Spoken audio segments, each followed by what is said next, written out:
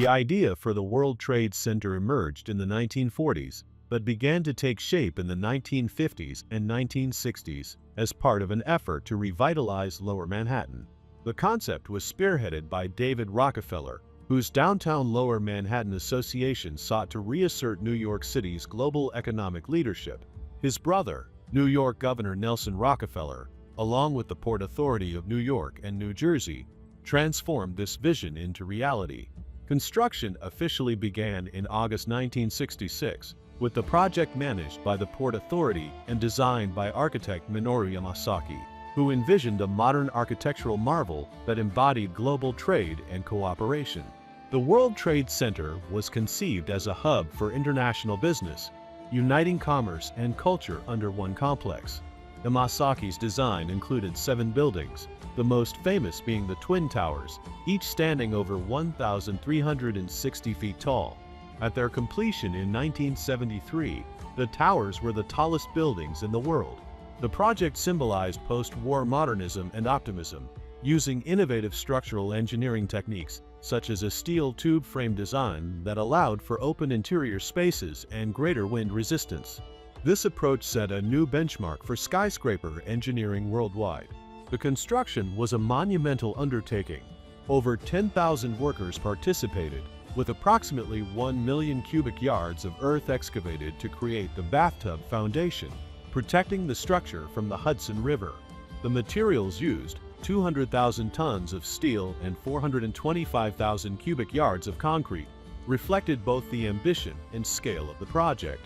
When it opened, the WTC wasn't just an office complex. It was a bold statement of human ingenuity, technological prowess, and New York City's determination to remain the financial capital of the world. The World Trade Center quickly became an emblem of global commerce, representing peace and cooperation through economic exchange. Its very name symbolized international trade unity, bringing together businesses, banks, and government agencies from across the globe. It embodied the post-war belief that economic interdependence could prevent conflict and promote prosperity. To millions, it was more than architecture. It was a statement of global ambition and New York's status as a nexus of opportunity. Economically, the WTC energized Lower Manhattan by attracting tens of thousands of workers, boosting nearby businesses, and strengthening New York's reputation as a world financial leader. The Twin Towers housed firms involved in banking, insurance, technology, and law, industries that defined the American economic engine. The Port Authority itself occupied several floors, symbolizing how public and private sectors worked together to shape a modern economy. The center generated billions in economic activity and became one of the largest office complexes in the world, underscoring its value to both the state and nation. Culturally, the WTC was a global icon of architectural triumph and urban progress. Its observation deck and the windows on the World Restaurant drew millions of tourists annually, showcasing New York's skyline to visitors from around the world. The towers appeared in countless films, postcards, and photographs, becoming synonymous with the city itself. For decades, the WTC stood as a beacon of resilience and success, until its tragic destruction in 2001 transformed its meaning forever. At its height, the World Trade Center complex consisted of 7 buildings, including the Twin Towers 1 and 2 WTC, the Marriott World Trade Center Hotel 3 WTC, and smaller office buildings housing diverse businesses. It was home to over 430 companies from 28 countries, employing approximately 50,000 people and welcoming an additional 200,000 visitors daily. The WTC served as a microcosm of the global economy. Finance, law, shipping, technology, and government all converged within its walls. Major tenants included financial powerhouses like Morgan Stanley, Cantor Fitzgerald, and Bank of America, technology firms, and government agencies such as the Port Authority of New York and New Jersey and the U.S. Customs Service. The presence of multinational corporations made the WTC a vital player in international trade policy and global business negotiations. Many companies used the WTC not only as headquarters, but also as a networking space, hosting conferences and summits that attracted global leaders and investors. Beyond offices, the WTC provided retail, hospitality, and cultural amenities. The concourse level of the mall at the World Trade Center connected subway lines and featured shops, restaurants, and services that catered to daily commuters and tourists alike. From engineers to financial analysts, restaurant workers to executives, the complex supported an ecosystem of diverse employment, making it one of New York City's most dynamic professional centers. In the months leading up to September 11, 2001, the World Trade Center remained a thriving center of business and culture. Despite earlier incidents, such as the 1993 bombing in the North Tower's parking garage, the site had regained its vitality, strengthened by improved security and public resilience. The towers were operating at high capacity, with thousands of employees and visitors filling offices, restaurants, and observation decks daily. It was, as many workers described, a city within a city.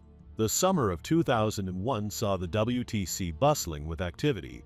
Financial firms were deep in fiscal planning. The windows on the World Restaurant hosted numerous corporate events, and international visitors crowded the observation decks for panoramic skyline views. Maintenance and renovation projects were ongoing, most notably a modernization of elevators and digital systems to bring the aging towers into the 21st century. There was optimism about the complex's future as discussions circulated about potential expansions or modernization. The morning of September 11th began like any other workday. Thousands commuted through the PATH trains, subways, and concourses.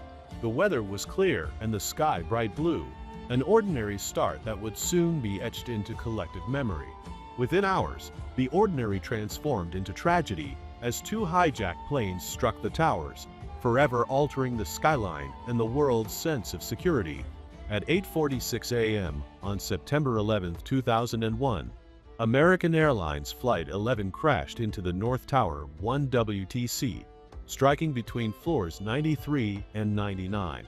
17 minutes later, United Airlines Flight 175 hit the South Tower 2 WTC between floors 77 and 85. The impact, fires, and ensuing chaos caused catastrophic structural damage.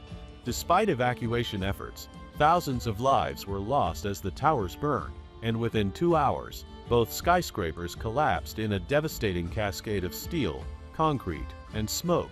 The destruction of the World Trade Center was one of the darkest days in U.S. history. Nearly 3,000 people were killed, including first responders, civilians, and international visitors. Beyond the physical loss, the attacks shattered a global sense of safety and symbolized a direct strike on the ideals of freedom, commerce, and progress that the WTC represented. The site became known as Ground Zero, a place of mourning, remembrance, and reflection for millions worldwide. In the aftermath of the tragedy, rebuilding the site became both a practical and symbolic mission.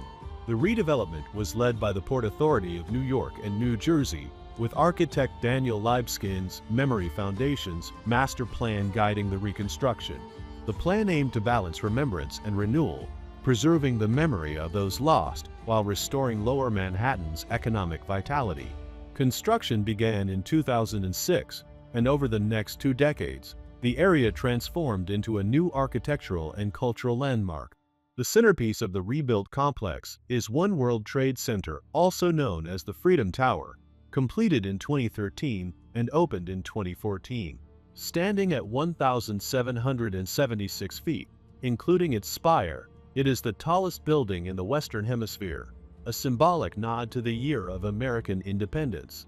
Other major structures include 4 World Trade Center opened in 2013, 7 World Trade Center opened in 2006, and the World Trade Center transportation hub the Oculus, designed by Santiago Calatrava as a soaring, winged structure symbolizing hope and rebirth.